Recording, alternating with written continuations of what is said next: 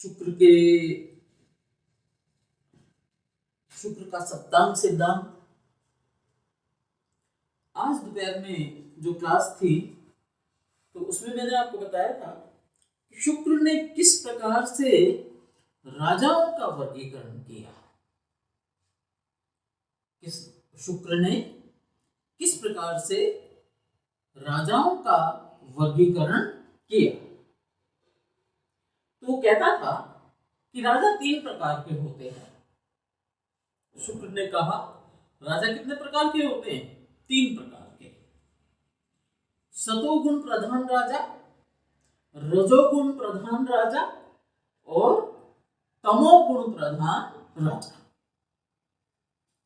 तो जिस राजा में दैवीय प्रकृति के लक्षण होते हैं, जिस राजा में दैवीय प्रकृति के लक्षण होते हैं, तो वो राजा क्या है? सतोगुण प्रधान होता है। और ये कैसा होता है? देवता तुल्य होता है। इसमें कोई कमी नहीं होती, इसमें कोई त्रुटि नहीं होती। और इसलिए शुक्र कहते हैं कि इस राजा का विरोध भी नहीं किया जाना चाहिए। उसके पश्चात शुक्र ने जो राजा का दूसरा प्रकार बताया, रजोगुण प्रधान राजा। ये मानव अंश से बने हुए शासक हैं। ये कौन है? मानव अंश से बने हुए शासक। और ये मानव तुल्य ही होते हैं। इनमें त्रुटि हो सकती है क्योंकि मनुष्य है। मनुष्य है तो त्रुटि हो सकती है। तो इसलिए इनका जनता विरोध कर सकती है।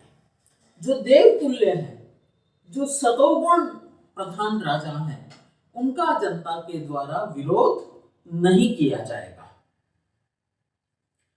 तीसरा जो श्रेणी बताई शुक्र ने, वो क्या है? तमोगुण प्रधान राजा, जिसमें तमोगुण की प्रधानता होती है। तो ये राक्षसी प्रवृत्ति के होते हैं राजा, और ये स्वभाव से ही क्रूर और अत्याचारी होते हैं। तो शुक्र कहते हैं कि ऐसे राजा का यदि वध भी कर दिया जाए तो वो न्यायोचित है। ऐसे राजा का यदि वध भी कर दिया जाए तो वो क्या है? न्यायोचित है, न्याय संगत है। तो इस तरीके से शुक्र ने राजाओं के प्रकार बताए। उसके बाद मैंने आपको बताया था शुक्र ने मंत्री परिषद के बारे में भी बताया कि मंत्री परिषद में मंत्री कितने होने चाहिए। तो हम देखते हैं मनु ने मंत्रियों की संख्या कितनी बताई थी? 3। कौटिल्य ने मंत्रियों की संख्या कितनी बताई? 10। शुक्र ने भी मंत्रियों की संख्या कितनी बताई? 8। और ये प्रश्न कि मंत्रियों की संख्या कितनी होनी चाहिए, ये आपके सेमेस्टर में भी आया था। ये प्रश्न आपके सेमेस्टर में भी आया था कि कौटिल्य ने या मनु ने मंत्रियों की संख्या कितनी बताई। शायद मनु का था, आपने मेरे से इसका उत्तर पूछा था। तो हर विचारक ने, हर विद्वान ने मंत्रियों की संख्या ऐसे ही नहीं है कि ऐसे ही बता दी। किसी ने 3 बता दी, किसी ने 7 बता दी, ऐसा नहीं है। बहुत सोच समझकर, बहुत व्यापक सूक्ष्म विचार करके उन्होंने मंत्रियों की संख्या बताई। तो शुक्र ने मंत्रियों की संख्या कितनी बताई? वो कहते हैं कि 8 मंत्री पर्याप्त है। 8 मंत्री पर्याप्त है। इसके अलावा उन्होंने 2 और बताए। एक तो पुरोहित, जो राजकाज के काम में धार्मिक अनुष्ठान इत्यादि करेगा। और इसके अलावा उन्होंने एक और बताया वो है आपका दूध।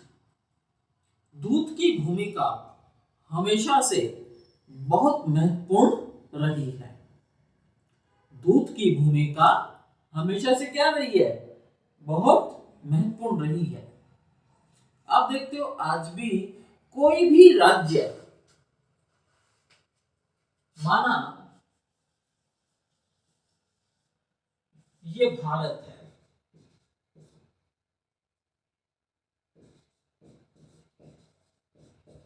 ये पाकिस्तान है, चीन है। अब हम ये मानते हैं कि यहाँ सारा आपका समुद्रीय क्षेत्र आ जाता है, अरब सागर आ जाता है। उसके बाद आपके अमेरिका, रूस,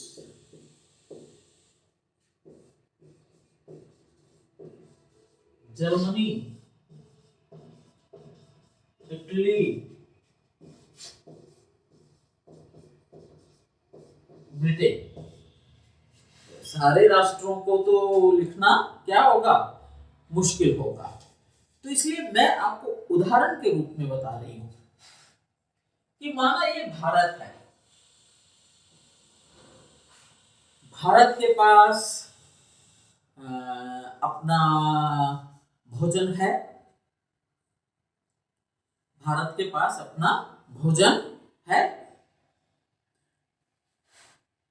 बहुत सी चीजें ऐसी हैं जो भारत के पास बहुतायत में है।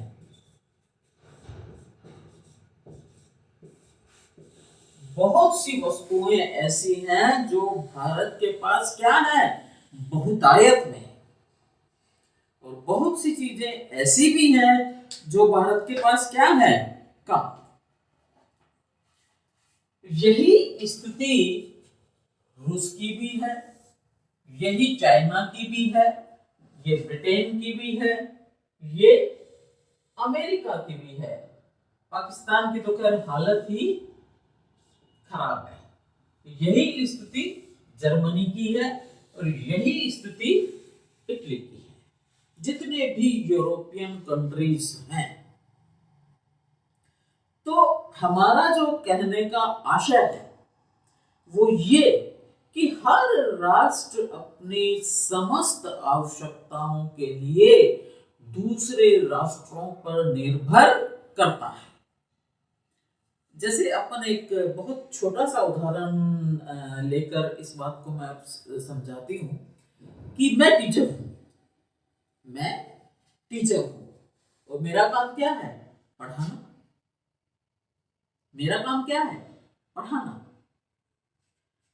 अब मुझे जो अन्य आवश्यकताएं हैं, मुझे अनाज चाहिए, मकान चाहिए, वस्त्र चाहिए, दवाइयां चाहिए, तो इनके लिए माना ये व्यक्ति है और इसका नाम क्या है? वन। तो वन अपनी समस्त आवश्यकताओं के लिए बी पे डिपेंड है, सी पे डिपेंड है, डी, ई, एफ, जी, एच, आई और जेड। भाई कोई भी व्यक्ति ऐसा नहीं होगा जो पैसे भी कमाता है, जो खेती भी कर लेता है, जो मशीनें भी बना लेता है, जो मोबाइल भी बना लेता है, जो दवाइयाँ भी बना लेता है, जो अपना इलाज भी स्वयं कर लेता है ना, और जो किराने का सामान भी अपना अपने आप खरीद लेता है या बना लेता है। ऐसा दिस इज नॉट पॉसिबल। तो जैसे हम अपनी समस्त आवश्यकताओं के लिए दूसरों पर निर्भर हैं, हम अपनी समस्त आवश्यकताओं के लिए किस पे निर्भर हैं? दूसरों पर निर्भर हैं। तो उसी तरीके से किसी राष्ट्र के पास किसी वस्तु की बहुतायत है, किसी राष्ट्र के पास किसी वस्तु की बहुतायत है, और इसीलिए अंतरराष्ट्रीय जगत में क्या चलता है? आदान प्रदान।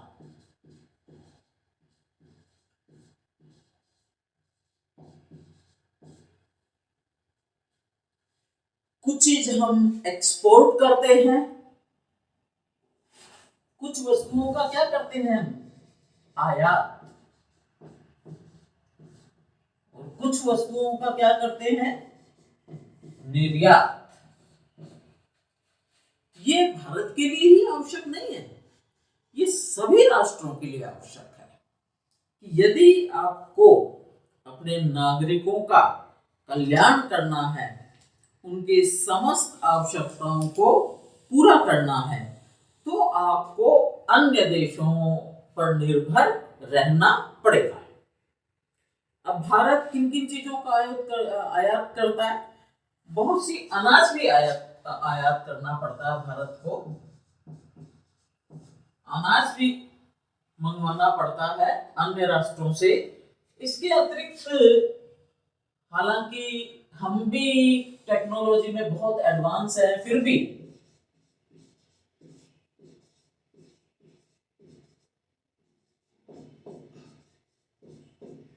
टेक्नोलॉजी इससे संबंधित बहुत सी चीजें ऐसी हैं जो हम विदेशों से आयात करते हैं। आज के 30-40 साल पहले तक घड़ियां सबसे अच्छी आती थी, तो कहां की आती थी, जापान। सबसे बढ़िया घड़ियां कहां की आती थी, जापान। तो भारत मंगवाता था ना, भारत घड़ियों का जापान से आयात करता था। मशीनरी के मामले में जापान बहुत डेवलप्ड है, आज भी है, इसमें कोई संदेह नहीं है। अब हम बहुत सी चीजों के लिए चाइना पर डिपेंड है। आजकल मार्केट में जो कुछ भी मिलता है, मोबाइल जितने भी मिलते हैं, 80% मोबाइल ऐसे होते हैं जो जिनका निर्माण कहाँ होता है, चाइना में होता है। इसलिए कहा जाता है हम मेडिसिन के लिए निर्भर हैं। कुछ मेडिसिन का निर्यात हम करते हैं, कुछ मेडिसिन का आयात भी हम करते हैं, कुछ मेडिसिन का आयात भी हम करते हैं। तो आप सोचिए कि जिन बातों को हमने आज अपनाया है, आयात निर्यात, इनको हमने कब अपनाया है, आज अपनाया है। इनको हजारों वर्ष पूर्व मनु ने भी इनका वर्णन किया, कौटिल्य ने भी इनका वर्णन किया, और शुक्र ने भी इनका वर्णन किया, और उसी के हिसाब से शुक्र ने इतने मंत्रालय बना दिए कि हर मंत्रालय जो काम उनको सौंपा गया है अपनी जिम्मेदारी को पूरा करेंगे और अपने काम को पूर्णता प्रदान करेंगे। फिर मैंने आपको बताया था मंत्रियों के भी प्रकार। तो जहां मनु ये साथ के साथ रिवीजन हमेशा चलेगा, क्योंकि जब तक हम चीजों को वर्तमान से जोड़कर नहीं देखते हैं तो हमें बात समझ नहीं आती। मनु पहला व्यक्ति था जिसने वर्ण व्यवस्था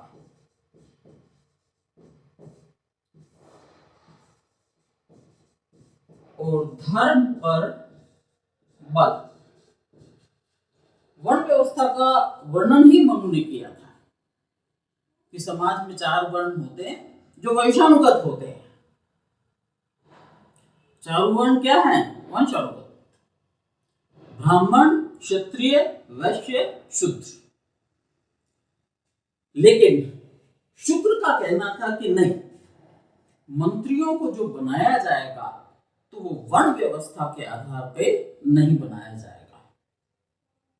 किस आधार पे बनाया जाएगा, उनकी योग्यता के आधार पर। यदि व्यक्ति इस लायक है, इस योग्य है कि उसको अमुक विभाग का मंत्री बनाया जाए, अध्यक्ष बनाया जाए, तभी उसको मंत्री बनाया जाएगा। अब हम देखते हैं कि शुक्र ने राजस्व के आधार पर राजाओं का वर्गीकरण किस प्रकार से किया। शुक्र ने बहुत शुरू में ही कह दिया था कि जनता को अपनी आय का थोड़ा हिस्सा राजा को देना होगा। जनता को अपनी आय का थोड़ा हिस्सा राजा को देना होगा, जिससे कि राजा उनकी सुरक्षा कर सके। तो राजस्व के आधार पर राजाओं का वर्गीकरण। तो सबसे पहले वो कहता है सम्राट। सम्राट मनु किसको मानता है? 3 लाख मुद्रा, 3 लाख मुद्रा जिसकी आय हो, जिस राजा की आय 3 लाख मुद्रा हो, उसे सम्राट कहा जाएगा। हर राजा को सम्राट नहीं कहा जाएगा, प्रत्येक राजा को सम्राट नहीं कहा जाएगा। जिसकी आय 3 लाख मुद्रा से अधिक हो। फिर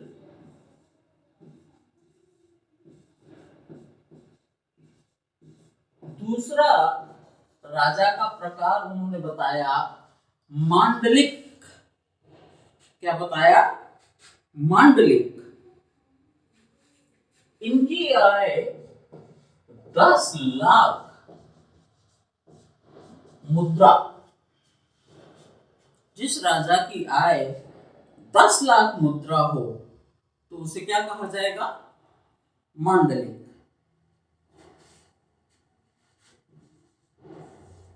राजा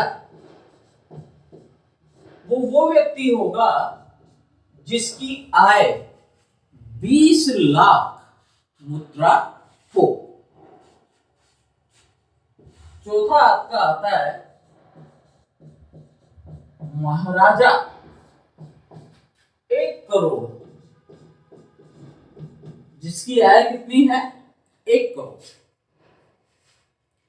फिर है आपका शिवराट।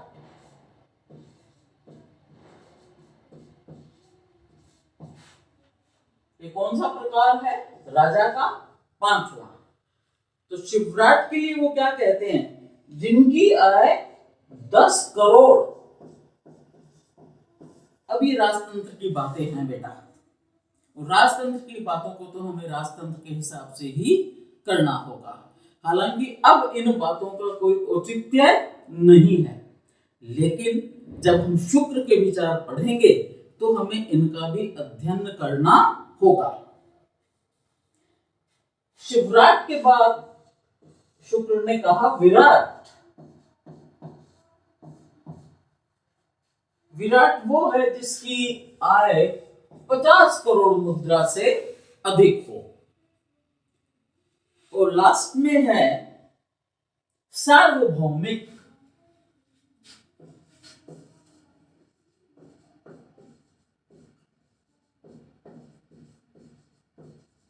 सार्वभौमिक।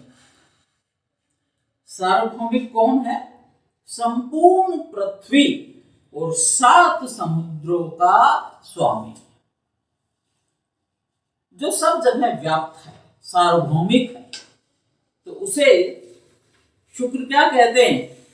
कि जो संपूर्ण भूमि का स्वामी है, जो समूचे समुद्र का स्वामी है, तो उस राजा को क्या कहा जाएगा? सार्वभौमिक। उसके बाद हम देखते हैं ये आपको समझ में आ गया होगा कि मुद्रा के हिसाब से, धन के हिसाब से शुक्र ने राजाओं का क्या कर दिया? वर्गीकरण। धन के हिसाब से शुक्र ने राजाओं का क्या किया? वर्गीकरण। सम्राट किसे कहा जाएगा? जो 3 लाख मुद्रा जिसकी आय हो। 2 नंबर पे कौन है? मांडलिक, इनकी आय कितनी है? 10 लाख। 3 नंबर है उसे क्या कहा जाएगा? राजा, इनकी आय कितनी है? 20 लाख। 4 नंबर पे है महाराजा और इनकी आय कितनी है? 1 करोड़। 5 नंबर पे है शिवराट, इनकी आय कितनी है? 10 करोड़ मुद्रा। 6 नंबर पे है विराट, इनकी आय कितनी है? 30 करोड़। और 7वें नंबर पर शुक्र बात करते हैं किसकी? जो संपूर्ण भूमि और 7 समुद्र का स्वामी है, उसे सार्वभौमिक कहा जाएगा। तो मैं सोचती हूँ कि शायद ये आपको समझ में आ गया होगा। ये आपको जो आपके 2 नंबर के सवाल आएंगे जिनका उत्तर 50 शब्दों में देना होगा, ये उसमें आपसे पूछा जा सकता है, क्योंकि ये बड़े प्रश्न में तो नहीं आएगा और छोटे में भी नहीं आएगा। तो ये किसमें आएगा? 2 नंबर वाले सवाल में आएगा। अब इसके बाद हम देखते हैं कि शुक्र ने परराष्ट्र नीति, परराष्ट्र रीति के लिए अपने विचार किस प्रकार से प्रकट किए। भाई कोई भी राष्ट्र अकेला नहीं रह सकता, चाहे वो भारत हो, चाहे वो अमेरिका हो, चाहे वो रशिया हो, चाहे ब्रिटेन हो, चाहे जर्मनी हो, चाहे कितना भी विकसित हो और चाहे कितना भी अविकसित हो और चाहे विकासशील हो, जैसे एक व्यक्ति अपनी समस्त आवश्यकताओं की पूर्ति नहीं कर सकता, तो उसी प्रकार से एक राज्य भी अपनी समस्त आवश्यकताओं की पूर्ति नहीं कर सकता है। तो आवश्यकताओं की पूर्ति के लिए प्रत्येक राज्य को दूसरे पे निर्भर रहना पड़ता है। अपनी आवश्यकताओं की पूर्ति के लिए प्रत्येक राज्य को दूसरे राज्य पर निर्भर रहना पड़ता है। तो उसके लिए हमें क्या अपनानी पड़ती है?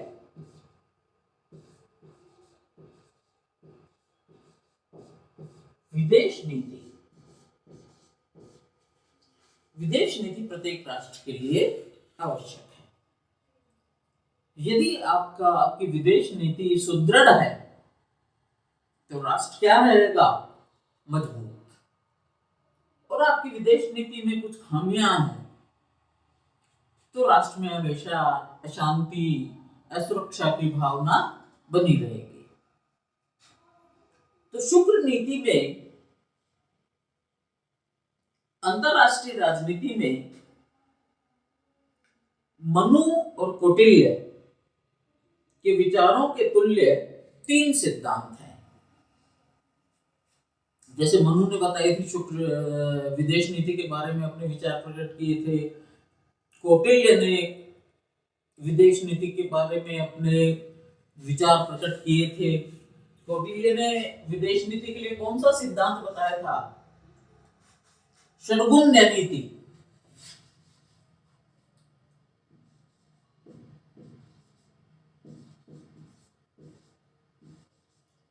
ये किसका सिद्धांत था?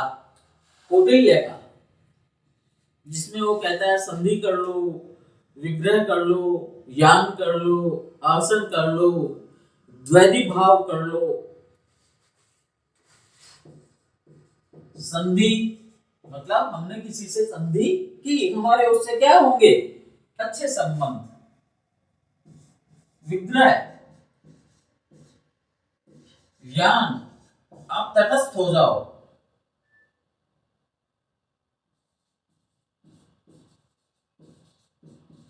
द्वैधी भाव, 6 गुण या 6 तरीके, 6 नीति कौटिल्य के द्वारा बताई गई थी, और जिसे हम क्या कहते थे? षड्गुण्य सिद्धांत। तो यहां पर शुक्र ने क्या बताया? साम दाम दंड भेद, साम दाम दंड भेद। षड्गुण्य नीति के तहत द्वैधी भाव से, कौटिल्य के द्वैधी भाव से मनु के तुल्य संधि और विग्रह दोनों नीतियों का एक साथ अवलंबन। शुक्र कहता है कि कुछ नीतियां ऐसी हैं जिनका एक साथ अपनाया जाना चाहिए। भाई ये नहीं है कि हमने तो फलाने राष्ट्र से हमारी मित्रता नहीं, मित्रता भी होती है, मित्रता नहीं भी होती है। और ये अंतरराष्ट्रीय राजनीति की क्या है विशेषता, कि हम संबंध भी अच्छे रखते हैं, लेकिन यदि आवश्यकता हो तो हम युद्ध के लिए भी क्या हो जाते हैं, तैयार हो जाते हैं। ये आज की विदेश नीति की एक बहुत आवश्यक विशेषता है। दूसरी तरफ यही बात कब थी, आज के हजारों साल पहले ये था। परिवार से परिवार लड़ते थे, अब भी लड़ते, तब भी लड़ते थे। राष्ट्र तब भी मित्र होते थे और शत्रुता कर जाते थे। पहले कहा जाता था ना, पीठ में छोरा घूंपना, तो ये पहले भी होता था, तो ये अब भी होता है। तो जो मानव स्वभाव है उसमें कोई परिवर्तन नहीं आता। हम हजारों साल पहले जब बहुत ज्यादा विकास नहीं था, व्यक्ति का सोच तब भी वैसा ही था, व्यक्ति का सोच कमोबेश आज भी वैसा ही है। तो इसलिए शुक्र का मानना है कि राजा को पहले कोमल और दयालु होना जरूरी है। राजा के लिए क्या कहते हैं शुक्र, कि राजा को क्या होना चाहिए, कोमल दयालु होना चाहिए। और दूसरी बात ये कि वो कहते हैं कि सेना को विभक्त करके युद्ध स्थल और राजधानी दोनों जगह तैनात रखना चाहिए। ये कौटिल्य ने भी कहा था कि आधी सेना दुर्ग में रखनी चाहिए और आधी सेना युद्ध के मैदान में रखनी चाहिए। और वही बात परराष्ट्र नीति के संबंध में शुक्र कहते हैं कि सेना को हमेशा बांट कर रखो। कैसे बांटना, कैसे है कि आधी सेना दुर्ग में रहे और आधी सेना कहां रहे, युद्ध के मैदान में। यदि आपने सारी सेना को युद्ध के मैदान में भेज दिया तो शत्रु को बहुत आसानी होगी, वो आपकी राजधानी पर ही अटैक करेगा। यदि राजधानी में कोई नहीं है और शत्रु को मालूम है कि आपने अपनी सारी की सारी सेना जो है वो सीमाओं पर लगा रखी है, तो शत्रु के लिए बहुत आसान होगा। वो क्या करेगा, आपकी राजधानी पे ही अटैक करेगा, क्योंकि आपके पास तो कोई है ही नहीं वहां रक्षा करने वाला। तो इसलिए शुक्र कहते हैं आधी सेना कहां रखो, दुर्ग में रखो, ताकि यदि शत्रु आक्रमण कर दे तो हम उसको वहां शत्रु का मुकाबला कर सके। आधी सेना युद्ध के मैदान में रखो जहां सीमाएं हैं हमारी, ताकि यदि शत्रु आक्रमण करता है तो हम उसको सीमा पर ही रोक सके। तो जिन चीजों का पालन आज हम करते हैं, उन चीजों का विचार, या ये कहें कि उन तरीकों का विचार आज के हजारों साल पहले भी विचारकों के द्वारा किया गया था। आपसे एक रिक्वेस्ट है कि जिन बच्चों ने अभी तक चैनल को सब्सक्राइब नहीं किया तो वो प्लीज चैनल को सब्सक्राइब करें। क्योंकि मैं जो इंफॉर्मेशन डालती हूँ तो कई बच्चे ऐसे हैं जिन्हें पता भी नहीं होता है। तो आप सब चैनल को सब्सक्राइब करो और ज्यादा से ज्यादा बच्चों को शेयर करो बेटा, क्योंकि जितने बच्चों को लाभ होगा उतना ही फायदा है। जितने बच्चे चैनल से जुड़ते हैं तो बच्चों का ही लाभ है। तो मैं चाहती हूँ कि अधिकतम बच्चे जुड़े, और यदि हमारे पढ़ाने से आपको समझ आता है तो लाइक करो। अब हम देखते हैं शुक्र की सामाजिक व्यवस्था।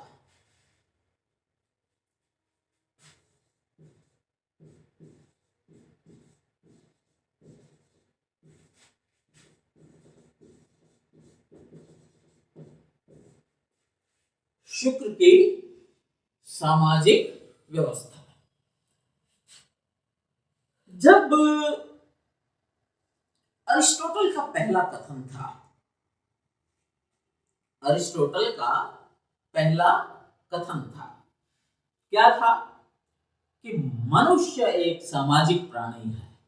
यह आपको आपके सेमेस्टर के प्रश्न में आया था, ये कोटेशन आई थी कि ये किसने कहा कि मनुष्य क्या है, एक सामाजिक प्राणी। और यदि किसी मनुष्य को समाज की आवश्यकता नहीं है तो वो या तो क्या हो सकता है, देवता, और या क्या हो सकता है, पशु। बच्चा जब जन्म लेता है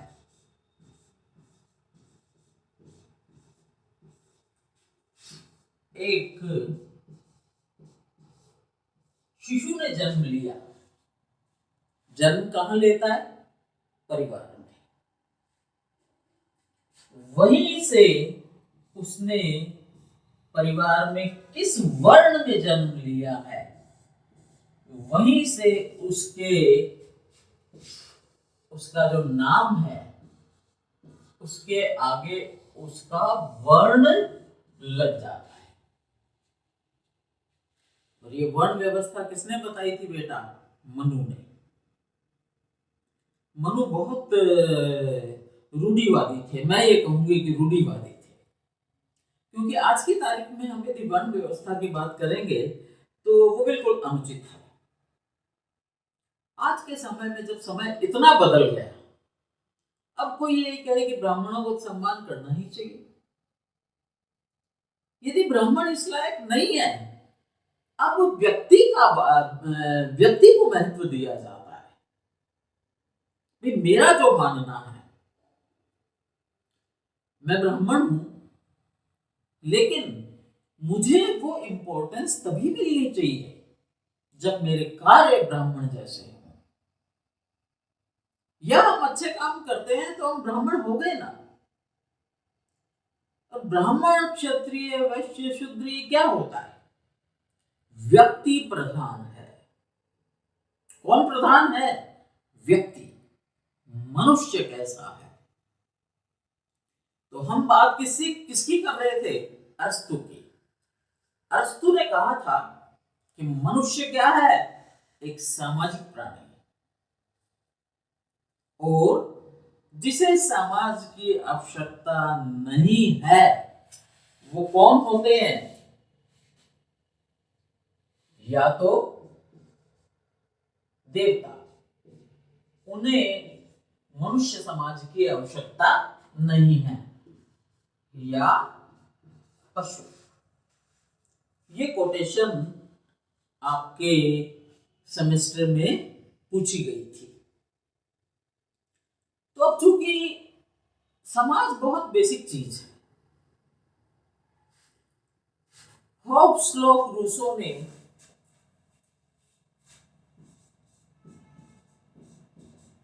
हॉब्स, लॉक और रूसो, इन्होंने जब राज्य की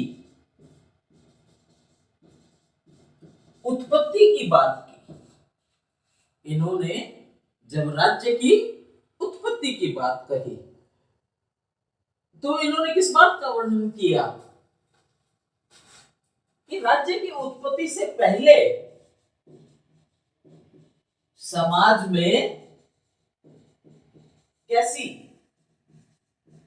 व्यवस्था थी। तो हॉब्स ने कहा कि मनुष्य शांति प्रिय नहीं होता, तो इसलिए प्राकृतिक अवस्था भी कैसी थी, अशांति वाली। भाई जब हम शांति प्रिय होंगे तो परिवार में शांति रहेगी, समाज में शांति रहेगी, और हम शांति प्रिय है ही नहीं तो न तो परिवार में शांति रहेगी और न समाज में शांति रहेगी। फिर लोक ने कहा, वो कहता था मनुष्य शांति प्रिय है, मनुष्य क्या है, शांति प्रिय है। तो फिर विचारकों ने कहा कि जब मनुष्य शांति प्रिय है तो राज्य की क्या आवश्यकता है।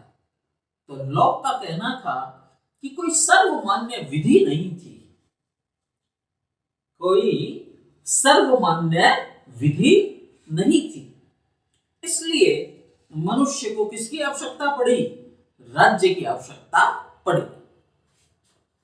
और इसी प्रकार से रूसो ने भी अपने विचार अभिव्यक्त किए। रूसो भी कहता है कि प्राकृतिक अवस्था में थोड़ी सी परेशानियां थी। प्राकृतिक अवस्था जो समाज से पूर्व की अवस्था है, उसमें थोड़ी परेशानियां थी और इसलिए समाज राज्य का निर्माण किया गया। तो अब हम ये देखते हैं कि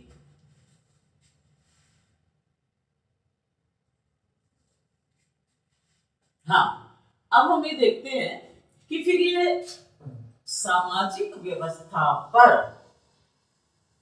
कौटिल्य के शुक्र के क्या विचार थे। सामाजिक व्यवस्था कैसी होनी चाहिए। आज आप देखते हो कि आज हमारे समाज में जो परिवर्तन आया है, आज भारत के समाज में जो परिवर्तन आया है, तो समाज तो है और प्रत्येक व्यक्ति समाज का क्या है, सदस्य। प्रत्येक व्यक्ति अपने जाति का भी सदस्य है। हम सामाजिक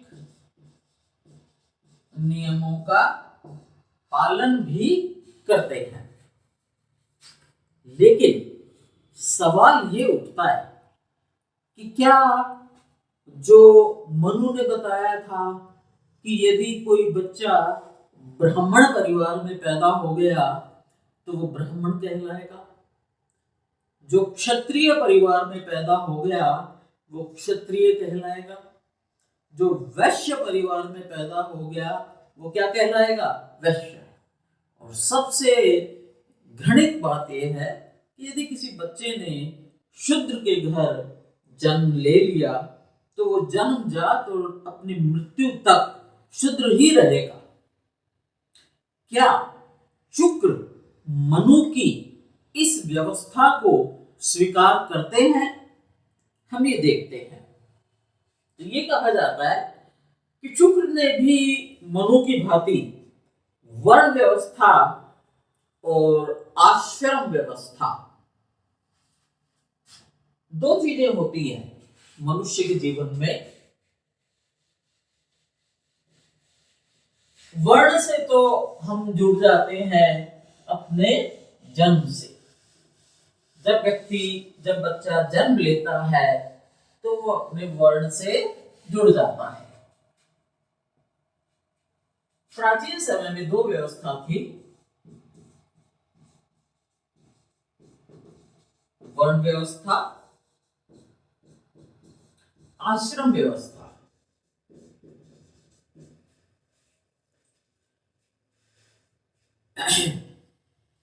मनु ने दोनों को मान्यता दी, वर्ण व्यवस्था को भी माना और आश्रम व्यवस्था को भी माना।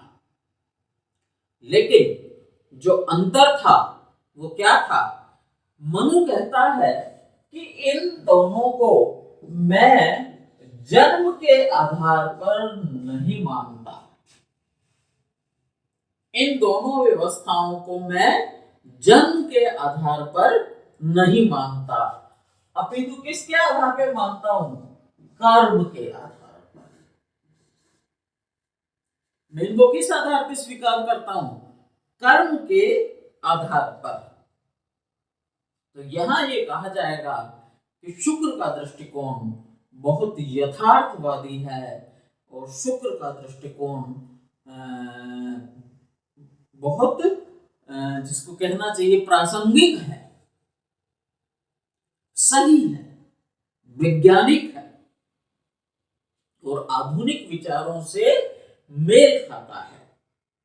तो शुक्र ने राजाओं का जो त्रिस्तरीय वर्गीकरण किया, रजोगुण प्रधान, देवतुल्य, तमोगुण प्रधान, 3 प्रकार के राजा उसने बताए। तो उसी प्रकार से उन्होंने, शुक्र ने व्यक्तियों का वर्गीकरण भी त्रिस्तरीय किया। वही सत, रज और तम, यही 3 प्रकार उन्होंने किसमें अडॉप्ट किए थे? जब उन्होंने राजाओं के प्रकार बताए थे। और ये तीनों प्रकार उन्होंने किसके बताए? मनुष्यों के भी यही तीनों प्रकार बताए कि व्यक्ति भी 3 प्रकार के होते हैं, व्यक्ति भी 3 प्रकार के होते हैं। कुछ होते हैं जो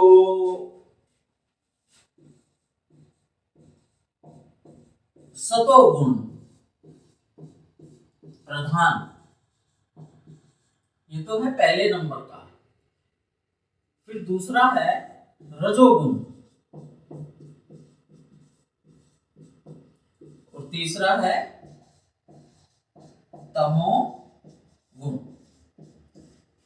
तो शुक्र कहते हैं कि यदि व्यक्ति के कार्य तमोगुण वाले हैं तो उसका वर्ण उस हिसाब से निर्धारित कर दो। ये नहीं है जन्मजात वर्ण व्यवस्था को शुक्र स्वीकार नहीं करते। वो कर्म प्रधान, जैसा व्यक्ति का कर्म हो उसी प्रकार उसको उस वर्ण में डाल दिया जाए। तो यहां शुक्र के जो विचार हैं वो क्या हैं? बहुत रियलिस्टिक हैं, यथार्थवादी हैं, व्यापक विचार है और आधुनिक विचारों से मेल खाते हैं। आज की व्यवस्था में, आज की जो हमारी सामाजिक व्यवस्था है, इसमें यदि आप जातिगत बात भी करोगे, आपने किसी को जातिगत गलत शब्द का भी प्रयोग कर दिया तो वो अपराध है। आपने किसी को जातिगत गाली दे दी तो वो क्या है? कानूनी अपराध है, आपके खिलाफ कानूनी कार्रवाई की जाएगी। तो इसलिए वर्तमान समय में जाति और वर्ण का कोई भूमिका हमारे समाज में नहीं है।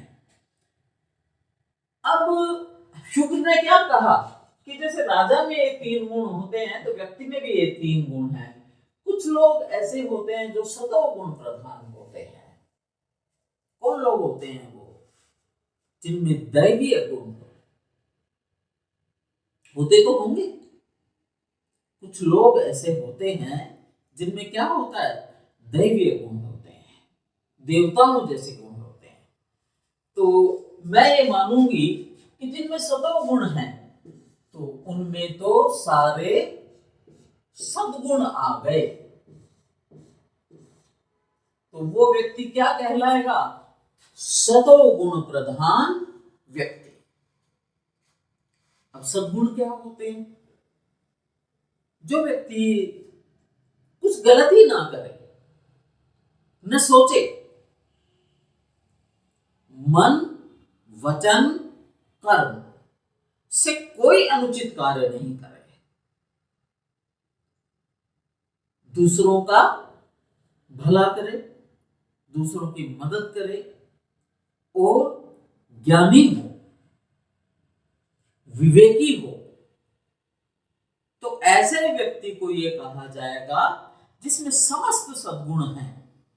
तो वो व्यक्ति क्या हो जाएगा? सतोगुण प्रधान व्यक्ति। सतोगुण प्रधान व्यक्ति। उसके बाद दूसरा जो है रजोगुण। रजोगुण प्रधान व्यक्ति वो है क्योंकि वो मानव का ही अंश है, और जो विशेषताएं मनुष्य की होती हैं वो समस्त विशेषताएं उसमें हैं। मनुष्य, हम ये कहें कि मनुष्य में केवल अच्छाई होती है, तो ये भी सही नहीं है। मनुष्य अच्छाई और बुराई दोनों का क्या है? मिश्रण। अब फर्क क्या होता है कि किसी व्यक्ति में जो अच्छाई है, अच्छाई तो है उसमें 70% और बुराई कितनी है? 30%। तो ऐसा व्यक्ति भी समाज में सम्मानप्रद स्थान ग्रहण करता है। लेकिन इसके विपरीत यदि अच्छाई 30% है और बुराई 70% है, तो उसको शुक्र कहते हैं कि वो क्या है? तमोगुण प्रधान व्यक्ति है, जिसमें बुराई अधिक है। 70% बुराई है, 30% कोई अच्छाई है, तो वो क्या है? तमोगुण प्रधान व्यक्ति है। तो इस प्रकार शुक्र ने ये जो व्यवस्था की, ये जन्मजात नहीं है। ये व्यक्ति जब बड़ा हो जाता है तो उसके कर्म के आधार पर उसकी जाति तय हो गई। कर्म के आधार पर वर्ण व्यवस्था निर्धारित की जाएगी। तो शुक्र का स्पष्ट मत था कि विभिन्न जातियों की सदस्यता रंग या जन्म की अपेक्षा गुण और कर्मों पर आधारित होनी चाहिए। जो 4 वर्ण हैं, ब्राह्मण, क्षत्रिय, वैश्य, शूद्र, में एक नया वर्ण और जोड़ दिया शुक्र ने, और वो क्या है? मलेच्छ।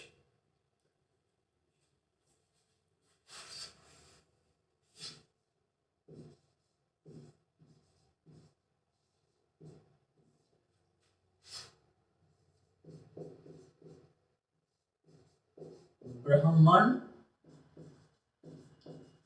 क्षत्रिय, वैश्य, शूद्र, उसके बाद एक और जोड़ा शुक्र ने, और उसको क्या कहा जाता है? शुक्र ने क्या बोला उसको?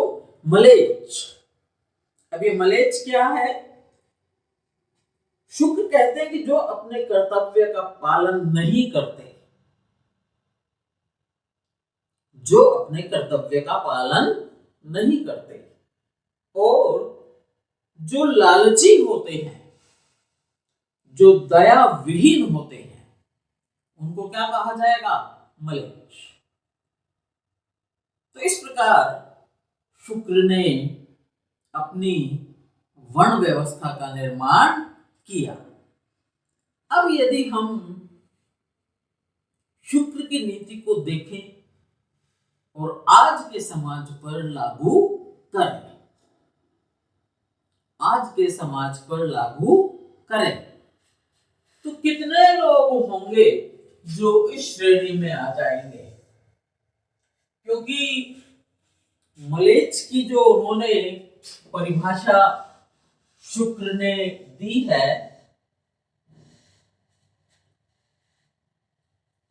मलेच्छ वो व्यक्ति है जो अपने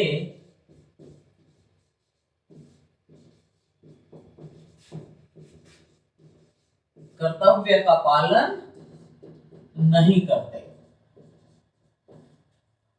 ए। बी, जो दुराचारी है।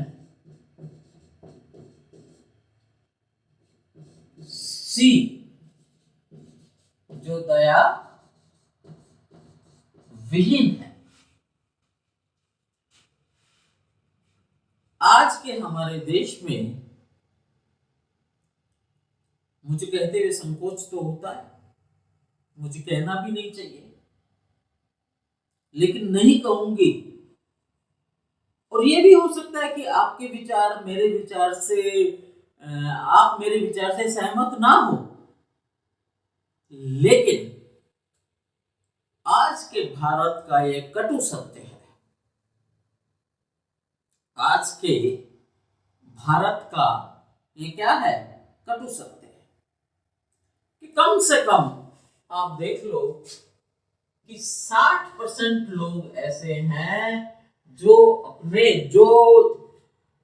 जो दायित्व उनको सौंपा जाता है वो अपने कर्तव्यों का पालन नहीं करते।